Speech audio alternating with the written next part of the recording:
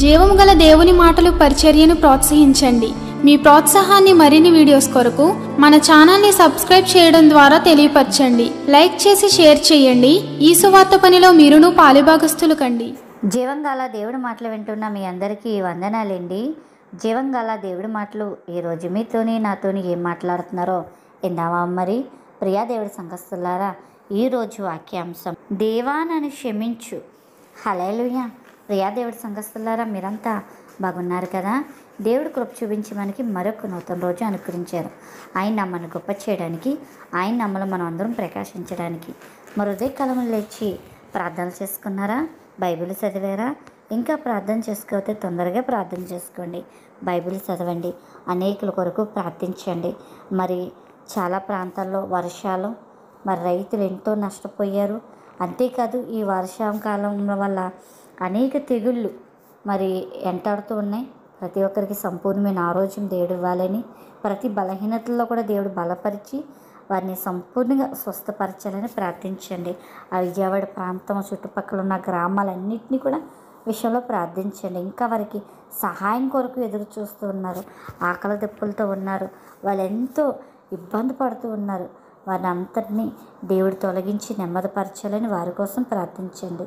అలాగే ఈ దినము జీవంగల దేవుడి మాటలో ఏం మాట్లాడుతున్నారో మొదటి నుంచి చివరి వరకు విందాం. ఆ రీతిగా మన హృదయాలు సరిచేసుకుని ప్రభు రాకకే సిద్ధపడదాం. ఈరోజు వాక్య భాగం 1 యోహాను 1:9. మన పాపములు మనం ఒప్పుకున్న వెడల ఆయన నమ్మదగిన వాడు నీతిమంతుడు కనుక సమస్త దుర్నీతుల నుండి మనల్ని పరిశుద్ధపరచును. మన పాపములు ఆయన మనల్ని క్షమించండి, సమస్త దుర్నీతుల నుండి మనల్ని పరిశుద్ధపరచును. హల్లెలూయా. ప్రియాదేవుడి సంఘస్థులారా, ఈ దినం పరిశుద్ధాత్మ ద్వారాగా ప్రభు మనకి ఇక్కడ తెలియజేస్తున్న మాటలు ఏంటంటే, మనల్ని ఆయన నీతిమంతుడు, పరిశుద్ధుడు ఆయన కాబట్టి మన పాపములు ఒప్పుకున్న వెడల, ఆయన చెంతకి చేరి ఒప్పుకున్న వెడల మనల్ని క్షమించి మన సమస్త పాపములుండి, సమస్త దుర్నీతులుండి ఆయన మనల్ని పరిశుద్ధపరచునండి. హల్లెలూయా. ఈ మాటలు వింటుంది మీరు ఎవరైనప్పటికీ కూడా, మీరు ఏ తప్పులో ఉన్నారో, తప్పు కప్పుకొని తిరుగుతూ ఉన్నావేమో, ఒప్పుకొని విడిచిపెట్టు. మనం తప్పు చేసినప్పుడు 3 పనులు ఖచ్చితంగా చేయాలండి.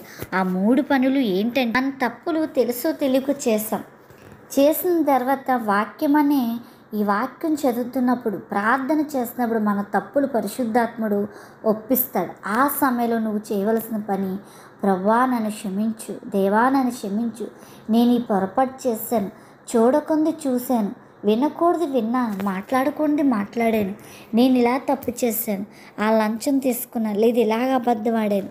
నువ్వు ఏ తప్పు చేసినప్పటికీ కూడా ప్రభువు చెంతకు చేరి క్షమించమని ప్రార్థనలో అడగాలి.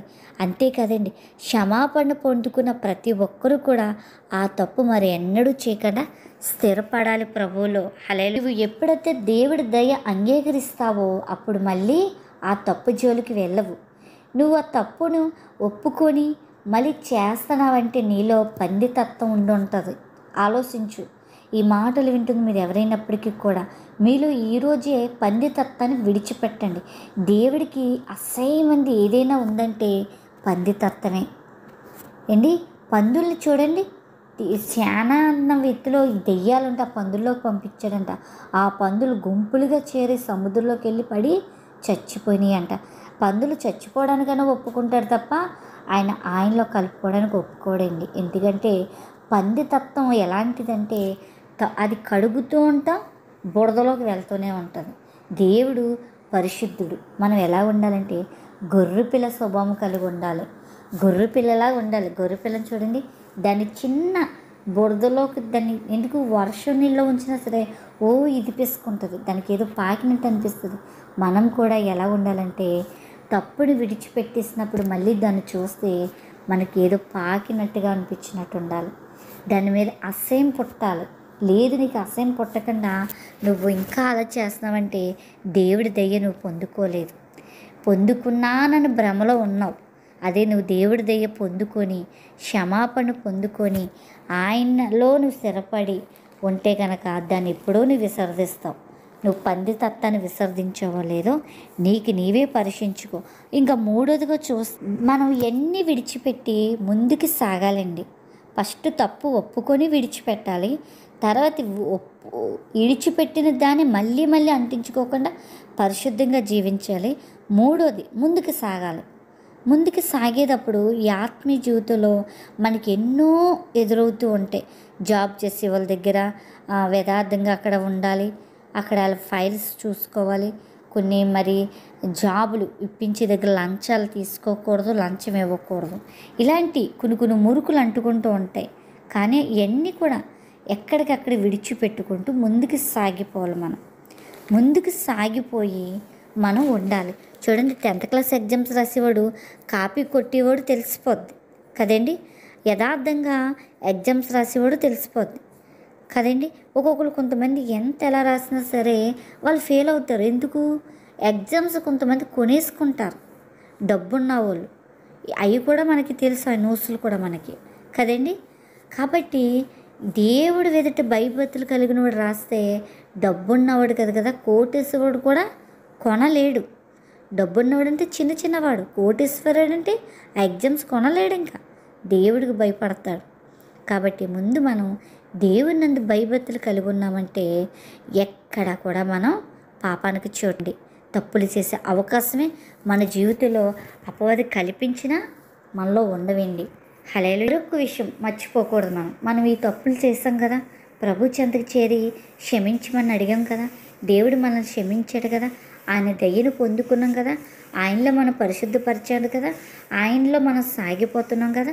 ఇలాంటి తప్పులు నీ సహోదరురాలు లేదా నీ సహోదరుడు, నీ ఇంట్లో వాళ్ళు, నీ భర్త లేదా నీ భార్య, నీ పిల్లలు, ఇరుగు పొరుగు వారు, నీ అత్తమామలు, నీ తల్లిదండ్రులు, నీ సంఘంలో సహోదరులు, ఆత్మీయ వాళ్ళు, ఎవరిలోనైనా చిన్న లోపం కనబడినప్పుడు నీవు వారిని అసహ్యించుకోకు, వారిని సేదరించుకోకు. అదే తప్పు 10 సార్లు నలుగురి దగ్గరికి వెళ్ళి చెప్పుకోకు, దాన్ని గాయపరచుకో. సరేనా? దేవుడు నువ్వు ప్రభా నన్ను క్షమించు, నీకు గాయం రేపే, నేను తప్పు చేసి నన్ను క్షమించనగానే ప్రభు నేను వెంటనే ఆయన రక్తంలో కడిగాడు, పరిశుద్ధపరిచాడు. మరి ఎన్నడూ కూడా ఆయన మన తప్పులు గుర్తు చేసుకోండి. ఎప్పుడైనా మీరు దేవుళ్ళలోకి వచ్చి ఎంతకాలం అయిందో, మీరు ఎన్ని రోజులైందో ప్రభువులోకి వచ్చి ఎప్పుడైనా నువ్వు ఆ తప్పు చేసావని ఆ తప్పు చేసావని దేవుడు నేను 10 సార్లు ఏమైనా గాయపరిచాడా? ఆలోచించండి. నన్ను అతి చేయలేదండి. దేవా ఇగో తెలుసుదిలికి పొరపాటు చేశాను, నన్ను క్షమించంటే దేవుడు నన్ను క్షమించాడండి. క్షమించి మరెన్నడూ అటువంటి చేయకు. ఇదే మాట నాకు. చూడండి, ఒక వ్యభిచార స్త్రీని పట్టుకొచ్చి ఆమెను అక్కడ పాడేస్తే వారందరూ తప్పులు తెలుసుకుని వెళ్ళిపోయారు. కానీ దేవుడు అన్నాడు, మరెన్నడూ ఈ పాపం చేయకు అని చెప్పాడు. అలా మనకు కూడా తప్పులు చేసినప్పుడు మనం ఒప్పుకొని విడిచిపెట్టినప్పుడు దేవుడి దయ క్షమాపణ పొందుకున్నప్పుడు మనం ఎలా ఉండాలండి? ఎదటి వారికి కూడా ఆ ప్రేమను చూపించేవారుగా ఉండాలి. హల్లెలూయా. అలా ఉన్నామా లేదా పరీక్షించుకోండి మీకు మీరే. దావీదు గారు ఒక్క తప్పు చేశారని మన బండకేసి తెగబాదుతాం ప్రతి వాక్యంలో. కానీ అదే దావీదు దేవుడికి హృదయానుసరుడైపోయాడండి. హల్లెలూయా. మనం కూడా తప్పులు విడిచిపెట్టిన తర్వాత దేవుడికి హృదయానుసరులు అవుతామండి. అలాగే నీ ఎడల ఎవరైనా తప్పు చేసినా, లేకపోతే వారు ఎవరి వెళ్ళైనా తప్పు చేసినా, వారు తప్పుడు మార్గంలో నడుస్తున్నా, పాపం మార్గంలో నడుస్తున్నా నువ్వు వారిని క్షమించు, అసహ్యించుకోకు. వారి కోసం ప్రేమగా భారం కలిగి ప్రార్థించు. మన దేవుడికి మన వెడల దినదినము వాత్సల్యం పడుతుందంటండి. మనం రాత్రులు తప్పు చేస్తాం, ప్రార్థించుకొని అడుగుతాం. ఉదయానికి మనం మర్చిపోం, కానీ దేవుడు మర్చిపోతాడండి. నువ్వు ఇంకా దుఃఖంలో ఉండొచ్చు, కానీ దేవుడు ఆ దుఃఖాన్ని గుర్తు చేసుకోడండి, చెరిపేస్తాడంటే అండి. కాబట్టి నువ్వు కూడా నీ వెడలు ఎవరైనా తప్పు చేసినా అది కూడా నువ్వు చూపించాలి. నువ్వు చూపించకపోతే దేవుడి దయ నువ్వు పొందుకోలేనట్టే కదా. నువ్వు చూపిస్తున్నావంటే దేవుడి దయ నువ్వు పొందుకుంటున్నావు, ఎదుటి వారికి కూడా దయ చూపిస్తున్నావు. ఆలోచించు. నీవు అలాగున్నావో లేదో నీకు నీవే పరీక్షించుకో. ఒకవేళ లేకపోతే నీ తప్పులు ఈరోజు ఒప్పుకొని విడిచిపెట్టిన తర్వాత ఎవరైనా ఆ స్థితిలో ఉంటే వారికి చూడు. చెప్పిన తర్వాత వారిని వినకపోతే వారి కోసం ప్రార్థించు. ప్రేమను కనుగొండు. మన దేవుడు మన వెడలు ఎంత గొప్ప ప్రేమ చూపిస్తున్నాడో, నువ్వు ఎంత పెద్ద ప్రేమను పొందుకుంటున్నావో అందులో ప్రేమను చూపించిన వాళ్ళకి. మన పిల్లలు చాలా తప్పులు చేస్తారు మన వెడల కదండి. చాలా పెంకుగా ఉంటారు, కొన్ని చేస్తారు పిల్లలు. తల్లిదండ్రుల వరకు తెలిస్తే పిల్లలు పెట్టలు ఎలా ఉంటారు పిల్లలు. అలాగని వాళ్ళని అసహించుకోం కదా, గద్దిస్తాం, వాళ్ళని శిక్షిస్తాం, ప్రేమిస్తాం కదండి. మరి భౌతికమైన తల్లిదండ్రులే మనం ఎలా ఉంటున్నాం, పరలోకమైన మన తండ్రి మనల్ని కూడా ప్రేమిస్తున్నాడండి. మనం ప్రేమిస్తున్నాడు. మన తప్పులు ఎప్పటికప్పుడు ఒప్పుకొని విడిచిపెట్టాలని ఆయన చూస్తున్నాడు. తప్పులు ఒప్పుకొని విడిచిపెట్టుకోండి, కప్పుకొని తిరగద్దు, అది చాలా నరకానికి దారితీస్తుంది.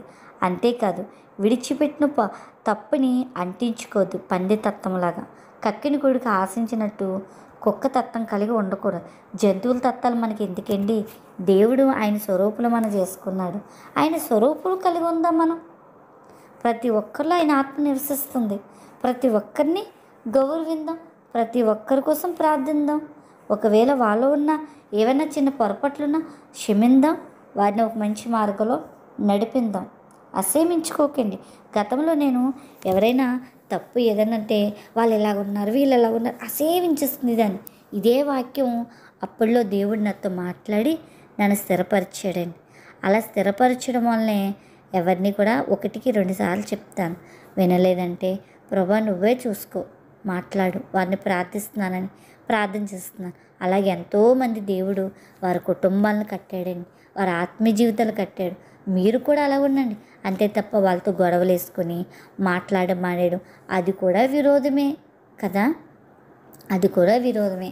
మీ వెడలు తప్పు చేసిపోలే, అయిపోయింది, ఇది అయిపోయింది, మరి ఇంకోసారి అలా చేయకు అని మనం చెప్పుతూ దేవుడి ప్రేమను చూపించాలి.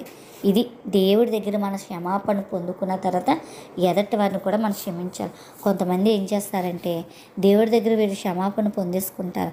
వీడి వెళ్ళలు ఏ తప్పు చేసినా లేదా వాళ్ళలో లోపాలు కనపడినా వారికి చెప్తూనే ఉంటారు, సాగదీతూనే ఉంటారు.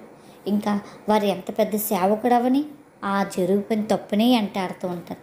ఆవిడ ఎంత పెద్ద ప్రార్థనాపురవని గతంలో జరిగిపోయింది బాదుకుంటూ వస్తారు. ఇప్పుడున్న ప్రదూషణ దేవుడు అది చూడడే. మనల్ని ఇక్కడ ఏం చెప్తున్నాడంటే, రాత్రి బాధపడిన నా పిల్లలు గాయాలు రేపిన ఉదయానికి నేను మర్చిపోతానని కూడా దేవుడు చెప్తున్నాడండి. హల్లెలూయా. మనమే దేవుడిని ఎంతో దుఃఖపరుస్తున్నాం. ఏమండి, మనం సంఘాన్ని మోసం చేయొచ్చు, మనం కుటుంబాన్ని మోసం చేయొచ్చు, కానీ దేవుడికి మరుగేమీ లేదు కదా. దేవుడు తరచు చూడగా మన నీతి ఎలా ఉంటుందండి? మురికి గుడ్డ లాంటిది. ఇలాంటి మురికి గుడ్డని మనల్ని తెల్లని వస్త్రముగా దేవుడు మార్చాడు.